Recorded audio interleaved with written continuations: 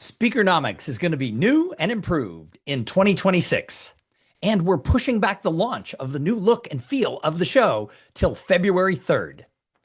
Our committee and team are working very hard to make sure that we get this as close to perfect as we can. And we know that you're going to be excited about the new feel of this podcast. It is the best podcast for anybody who wants to know about the speaking industry. In the meantime, we hope that you enjoy these 3 compilation episodes from many of the best speakers who have ever appeared on this show. We know that you're going to find a lot of information from their brilliance. We can't wait to share with you the new and improved Speakernomics coming in February. It's worth the wait. Speakernomics. Speakernomics is a professional speaker show that will help you thrive and grow a speaking business so you too can change the world. One keynote session workshop and speech at a time. And on this episode, we'll be looking at a problem again from quite a few different perspectives and expert points of view, and then we'll draw some answers and insights that thread that discussion. Now, to all my speaking friends in our speaking community, we see what others go through, what we went through to get to where we are, where we were, and where we're going in our speaking journeys. Some of us know a lot about what speakers should do, and then others, like yours truly, take a longer path to learning than we should. One of the things that I've found, though, and I've heard meeting planners say directly, is I wish that other speakers knew X or Y or Z. It was something that I even looked at differently when I started my own conference. So what is that thing that helps successful speakers stand out with their knowledge of the speaking business that makes meeting professionals glad they booked you because of your awesome knowledge? Audiences feel better about what they're seeing as they hang on to their seats. And then learn from other successful speakers who did things in their business who want to see you advance more quickly and advance with some of the mistakes that we all have to endure. Many of these lessons can make or break the perception of you and your business and your craft.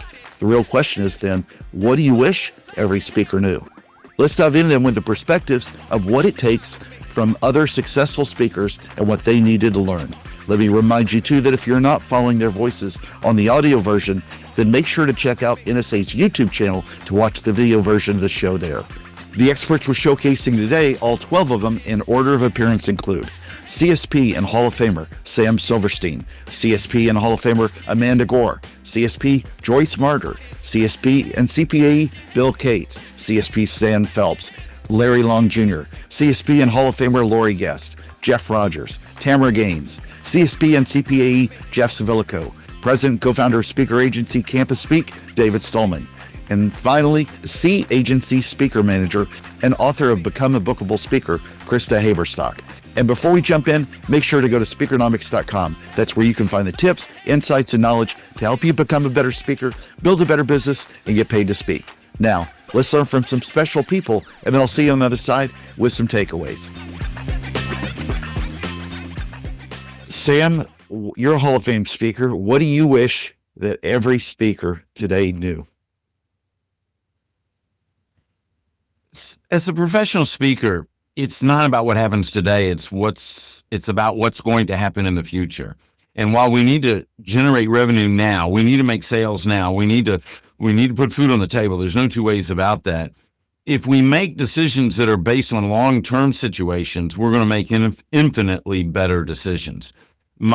For example, my career was launched with my first book, and then I went a long time before I wrote another book. Looking back, that was somewhat of a mistake. Now I'm 14 books in, and 15 is on the way, and all that.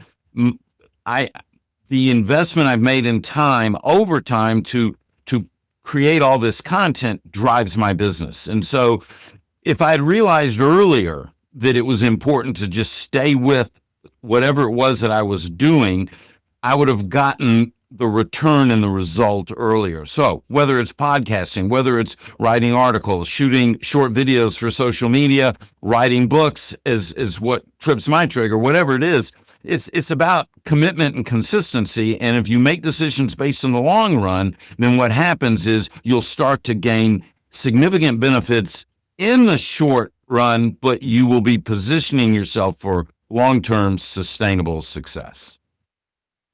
Amanda, you've been in the business a long time. You've met a lot of speakers. You've seen a lot of them come and go. What do you wish every speaker knew? Shark, I wish that they all knew, but I think they do, that being authentic is the single most important thing that you can do as a speaker, and that this is not an ego game.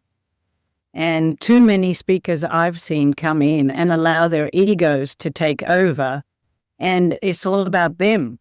And surprise, surprise, folks, it's not all about you. It's about what you can do for your clients and the people in the audience and how you can serve them. Joyce, what do you wish that every speaker knew? I wish that every speaker knew that you have your own voice. You have your own message. No one else is you. You have a purpose to share that message with the world, and you shouldn't compare yourself to anybody else. You don't need to be different. You don't need to do anything different. The more that you are aligned with your authentic self and your unique gifts, the better you're going to be able to put that message out in the world, and you will be returned with that with financial abundance.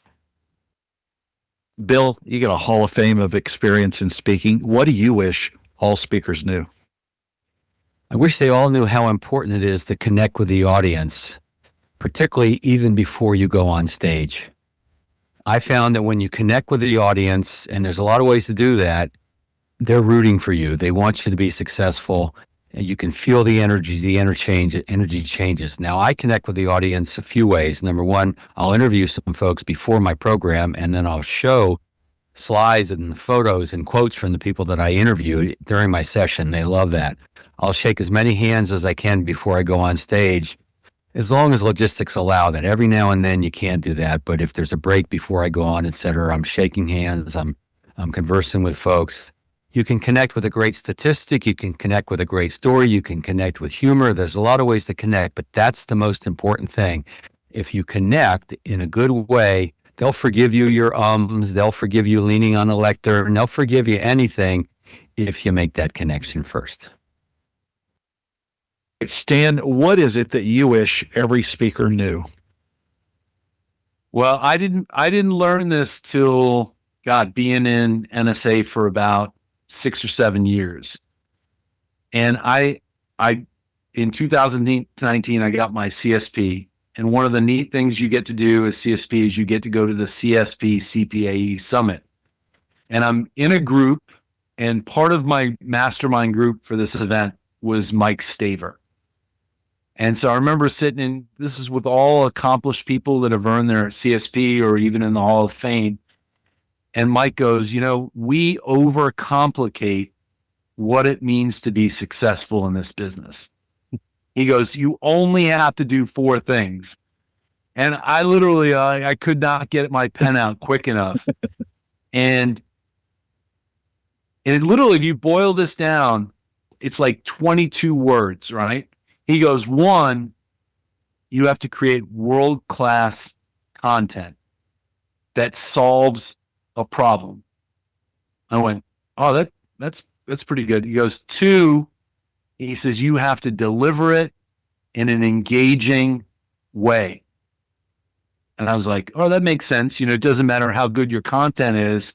If, the audience, if you lose the audience, he goes, 3, he goes, you have to be easy to work with. You can't be a diva. You got to show up early. You got to do what you say you're going to do. You got to deliver. And I'm like, well, what possibly could be number 4? And he kind of twinkles. He goes, you got to finish on time. And I was like, literally, it's the only cardinal rule that we have. And I tell people, that was a really good basis. I think number 5 is you have to be demonstrably different. You have to have something about your content or yourself that stands out and gives people a reason to recommend you. And so to me, if I would known those 5 things when I was starting out, I feel like I would have been in a much better position for my business. Larry, what do you wish that all speakers knew? And you can even apply to your younger you. Oh, Shark, I learned this lesson the hard way. It was over the course of Q1 and Q2 last year when I took my eye off the ball. I had engagements booked and I stopped filling the funnel. I stopped prospecting, which is a leading indicator to not doing well in Q3 and Q4. So just making sure that in this three-legged stool of selling our speaking engagements, preparing, delivering, creating our content, as well as delivering, you got to make sure that you're doing all three. And unfortunately, I stopped selling and it hit me hard because we're in a sales position. Although we speak and we rock the mic, we're really in sales, selling our services and or products. And I hope all speakers know, always be selling, which means always be helping and looking for those opportunities to help, serve, and speak on those stages. So that's my biggest piece of advice. And I learned the hard way. It won't happen again. Lori, you're a Hall of Fame speaker, but for all speakers at all levels, what do you wish all speakers knew? How important your database is. From the very beginning, keeping track of every person who has interest in your work, even if you don't know what you're going to do with the list. As you mature in the business, you will figure out what you're going to do with it. And I have thousands and thousands of names that I never captured early on because I just didn't see where it was going to lead. Big mistake. Jeff, what do you wish, including your younger speaking self, what do you wish all speakers knew? I wish that all speakers knew that whatever they do on stage is right. There are not mistakes. It may not be the note that they wanted to play, but that's not a mistake. That's an opportunity. That's a doorway to something different, something new, being present in the moment. And I think if more speakers embraced that and enabled themselves to feel comfortable in that space of the unknown, they would surprise themselves as to what they could discover and what the audience is willing to go along with. So that actually comes from a story that Herbie Hancock tells about being on stage with Miles Davis, the world's greatest trumpeter, and he played the wrong chord. And Miles Davis just looks over at him slightly and proceeds to take the song in an entirely new direction that made that chord the right chord. And off stage afterwards, Herbie Hancock apologized profusely, saying, "Oh, I'm so sorry that I did that." And he's, no, that was the way we were supposed to go. In that moment, that was right. And so that attitude, that sort of mindset can lead to some really cool places. Tamara, you've got a lot of experience in the meetings industry and hiring speakers and working at conferences and events before you became a professional speaker. What is it that you wish that every speaker knew? Well, there are more speakers to choose from than meeting planners have need, right? So understanding that sometimes you're putting yourself out there and you may not get the gig, but it doesn't necessarily mean that you're not on a list. And so how do you stay top of mind? What's your outreach back to those people, that it's not a one and done marketing effort. So staying top of mind, I think, is part of that. The biggest thing maybe on the flip side is don't be a diva, but also don't surprise the meeting planner. Some little things that might surprise someone is, you show up the morning of your morning keynote and you've got a handout that now needs to be placed. And, they've already had a team in there placing handouts in a very specific and particular way.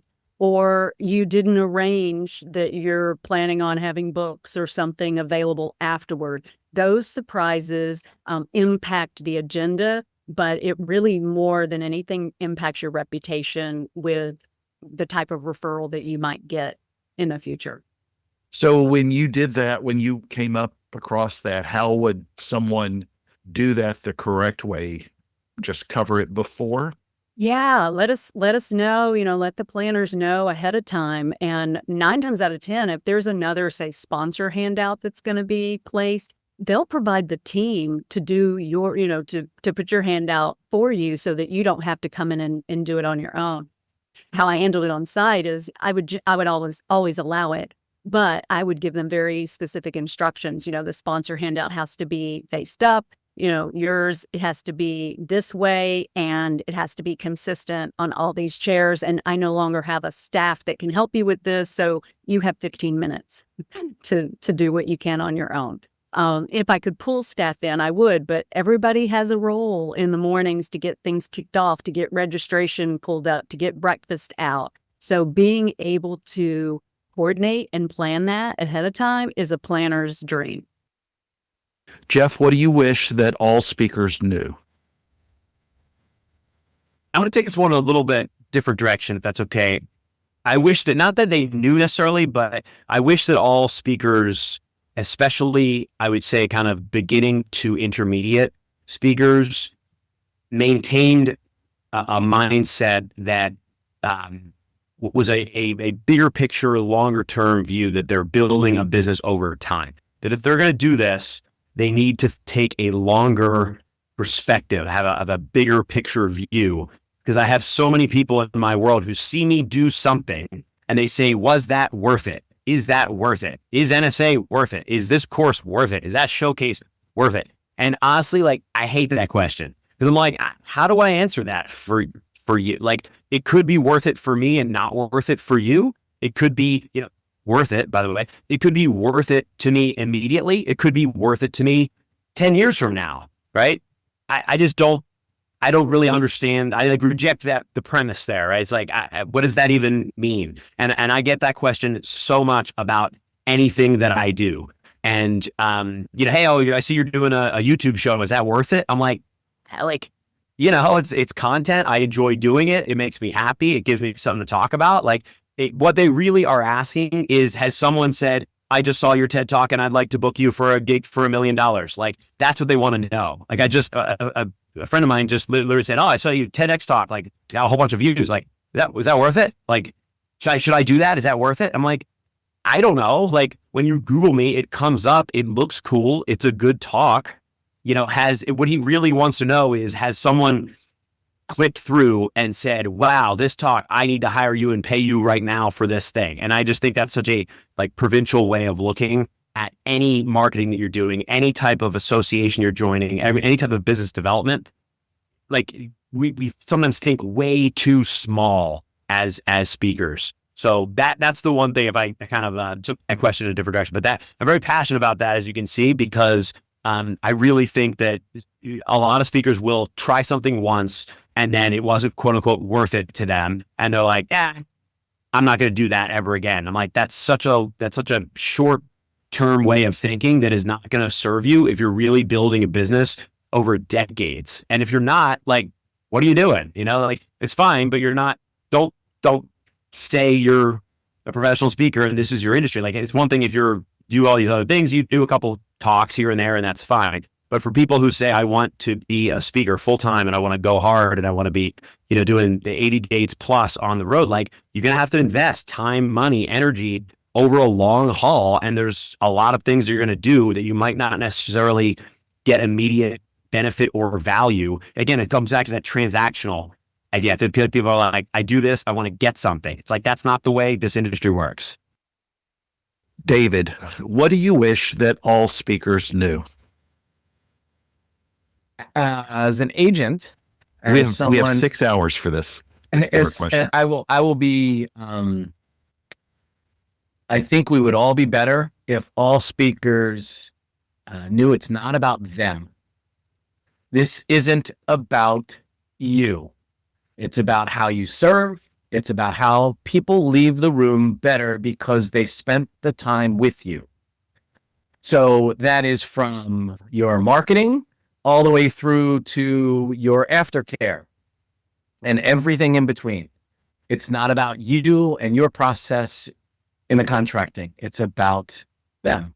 It's not about you and what you want to share about you. It's about what the audience needs from you. It's not your marketing material centered around you, but centered around your audience and the impact that it has. So it's not about you would be a good general theme that I think all speakers could enter their work with a sense of humility, a sense of service, and would improve the industry, and I believe would improve the people that we work with. On the agency side, do you run into that a little bit, medium, or a lot? We have, from the start, we have a no diva policy. So working in as Campus Speak does work in education, we're often working with younger professionals and even students that may be the arranger of the event. And if something is missing, like the chairs aren't set right, or the stage isn't exactly as it was expected, we expect that our speakers are the ones that help move furniture if necessary. That, it's not about them and having a green room. That's not how it works in our field. And we actively avoid speakers who engage, whether knowingly or oftentimes not knowingly, engage in behaviors and attitudes and business practices where it's about them. Krista, what do you wish that every speaker knew? The standing ovation is not for them. It's for the person who hired them, the person who suggested them, the person who put their butt on the line to write the check and or take it to their CEO to write the check, whoever it is. The standing ovation is not for the speaker. It is for the person who brought them there to speak. Let's do a quick recap then based on their speaking lesson they knew. First, think long-term and build consistently. This isn't about chasing just one gig or hoping one video goes viral. The most successful speakers play the long game. They speak, write, record, build their database, and keep selling. Consistency compounds. It's a great way to create a sustainable career.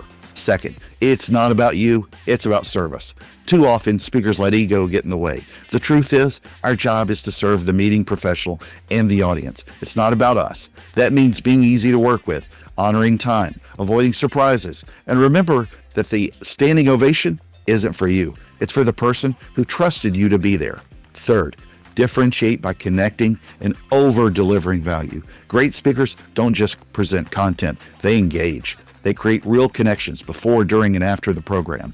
They bring something distinct that sets them apart, and they know how to turn even an unexpected moment into an opportunity. That's what makes them memorable and referable.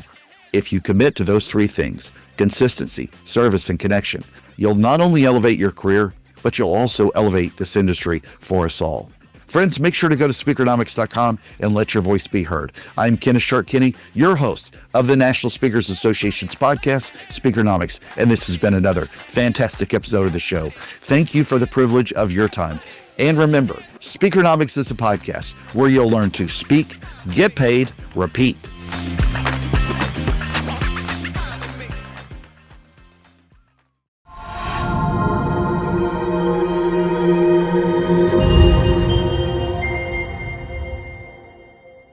Thank you for listening to Speakernomics, the official podcast of the National Speakers Association. Interested in taking your speaking career to the next level? If you'd like more information on becoming a member of the National Speakers Association, just click the link in the description below. And don't miss your chance to attend NSA's Thrive Conference in New Orleans this February 2026. It's the ultimate event to gain exclusive insights and practical skills from top industry leaders. That link is in the description too. We'll see you there.